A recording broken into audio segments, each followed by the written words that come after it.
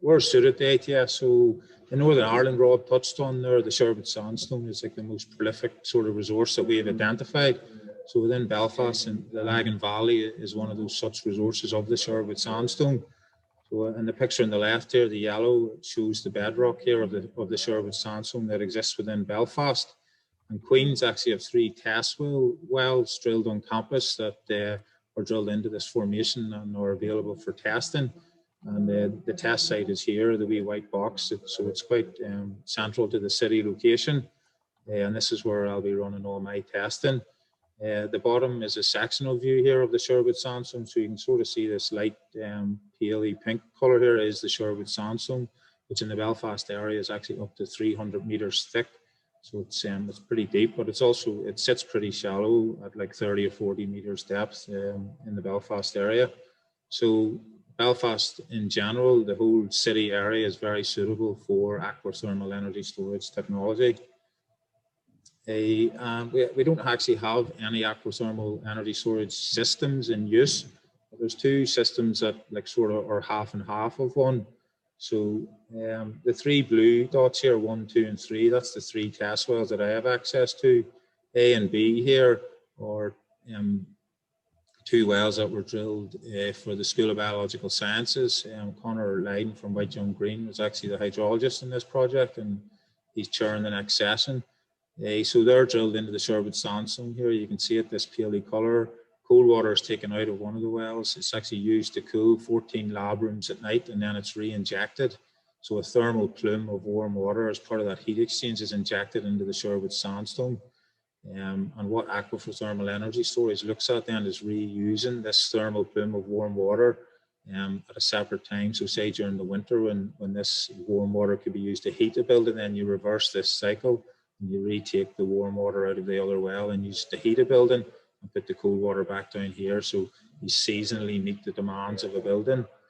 The Lyric Theatre then, the black dot here, which is just south east from my test site, they just use the Sherbet Sandstone aquifer for cooling the auditoriums within the theatre, and the wastewater, the waste warm water, in this case isn't pumped back down another well, it's actually discharged into the Lagan River here. So they've got permission from the Environmental Authority to do that. So as you can see, Belfast is very suitable for this technology. So my PhD, it's based in a car park. This is the Ashby building and the David Kerr, for anyone familiar with Belfast, and there's a car park here with the 3 wells in it. So the 3 wells are 100 metres deep. Borehole 1 and 3 are just adjacent to each other, and borehole 2 is across the car park. They're cased off across the superficial geology and then basically open hole the whole way through the aquifer itself. So what we're planning to run then is to simulate how an aquathermal energy storage system would work in reality. So what we're going to do is take the cold water out of borehole 2, water temperature down at about 100 metres.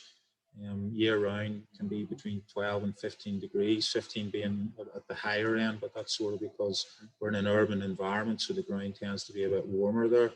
So we're going to take the water out of borehole 2, heat it at surface, and then re-inject it into borehole 1 for a period of months to simulate like industrial heat or heat from a building that's requiring cooling. Re-inject it into the aquifer, store it there for a period of time.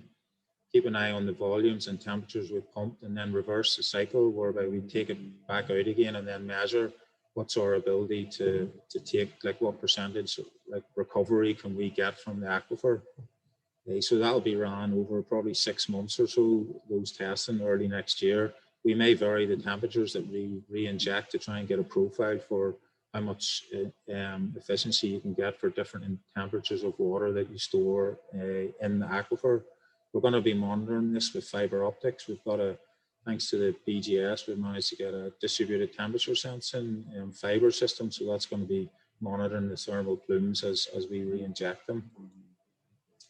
So how best to integrate ATS? So this is a screenshot of the thermal heating demand. Up in the top right here, you can see Northern Ireland, but you can see how dense Belfast is in relation to the heating demand. And as Peter Russell touched on there, 50% of our final energy consumption actually is heat. And a lot of that, like John Barry was talking about in relation to fuel poverty issues and things like that, there's a lot of issues that could be addressed by us tackling our heating demand. So Belfast is very dense and has a lot of need for heat. As such, you can see the test site here is right in the middle of it. And how could this be integrated? So my vision would be like in a district heating style loop system where aquathermal energy storage plays one part of a multiple sort of integrated matrix of energy systems. So whether it could be aquathermal energy, surface water, other like waste heat from hydrogen, different technologies could all be used and fed in a type of loop system whereby they're going around the city and feeding certain businesses, houses, properties, even greenhouses here. So this is the sort of vision I see for that we can achieve within the next decade in Belfast. Next steps for aquathermal energy storage. So on the bottom right here, this is the engineering, the stuff I'll be looking at. Above is education, the things that Ian and John both spoke about. Economics here, which we need to get some money together. So hopefully the Department of Economy can, come up, get their new energy strategies, get their energy strategy published and an incentive scheme of that. And then bottom left is government. We need to have leadership and guidance on how to do this. And I'll just leave you with this final quote. This was a report produced for thermal energy storages in the 1980s. I very rarely get to say a date now. It was actually before I was born, but this was. So the Sherbet Sandstone aquifer should be considered of value for ATS project. There's a definite need for further investigations to be carried out within institutional and economic conditions. The main ATS experiments should consist of recharging source water at a known temperature into the aquifer via,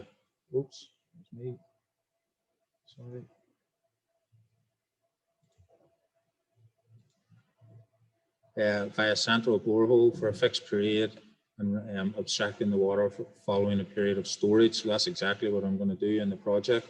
And then plans should be made to model this.